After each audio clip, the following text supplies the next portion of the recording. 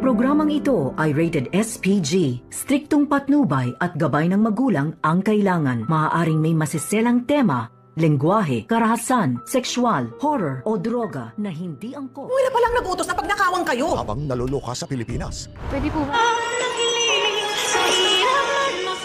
Nagkakagulo na nga sila dito ni Giselle dahil sa kanyang nalaman dito kay Dax na si Moira pala ang nag-utos na luuban itong bahay ni Carlos. At pati na rin itong si Josa at Chang Susan ay nagulat sa ibinalita ni Giselle sa kanila at pati na rin itong si Carlos Benetes.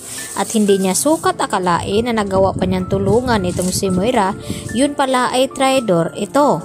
At dito naman na pinapakancel ngayon ni Carlos Benetes ang kanyang tulong na tulungan sanang baguhin itong identity ni Moira nang sa ganon ay makatakas nga ito. Lalo pat nalaman ngayon ni Carlos Benetes dito kay Mamushi na balak palang itakas din ni Moira itong si Zoe at ilayo dito kay Doc Carlos. At mas lalo na nga na hindi na pumapayag itong si Carlos na makatakas pa itong si Moira at magkaroon ng bagong identity.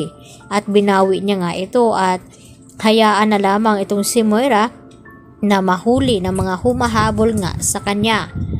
At agad naman na pinuntahan ni Moira itong opisina ni Mamoshi kasama itong si Zoe dahil kukunin na nga sana nila itong passport na bagong pinagawa ni Mamoshi.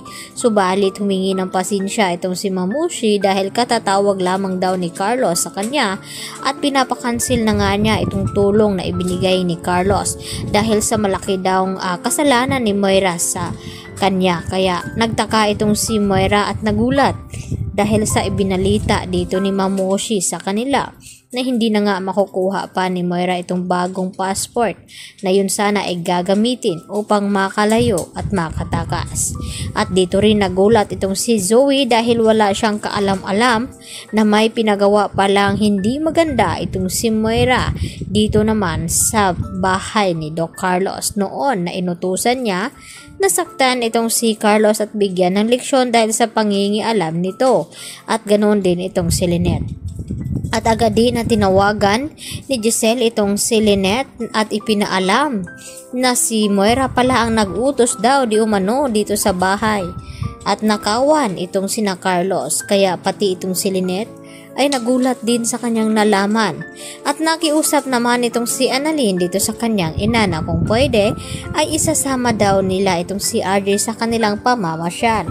At nag-iisip naman ngayon itong si Lynette na baka makarating naman ito kay Carlos at magselos at yun pa ang pagmulan nila ng away. At syempre hindi rin naman kayang tiisin ni Lynette ang kanyang anak na nakikiusap dahil gusto lang naman ni Annalyn na mararanasan na magiging buo ang isang pamilya. At hindi na rin matatanggihan pa ni Lynette itong si Annalyn kaya pumapayag na rin siya sa gustong mangyari. At napilitan naman itong si Zoe na sumama dahil no choice na nga ito. Subalit habang namamasyal itong si Lynette ay napag-usapan nga nila at nabanggit ang ginawa nga ni Moira na utusan na nakawan ang bahay dito ni Carlos. At dito nga na kung ano-ano ang mga sinasabi dito ni Lynette at sakto naman na nandyan itong si Zoe at narinig at ipinagtanggol naman ni Zoe itong kanyang ina na nanay niya pa rin ito at hindi dapat pagsabihan ni Lynette na kung ano-ano na sana raw ay bumalik kay Moira itong karma na ginawa niya dito sa pamilya ni Lynette.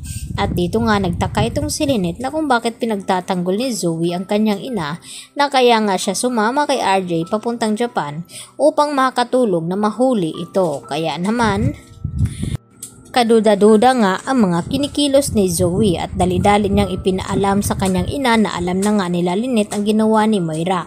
Yan ang ating pakatutukan maya-maya ng konti sa abot kamay na pangarap.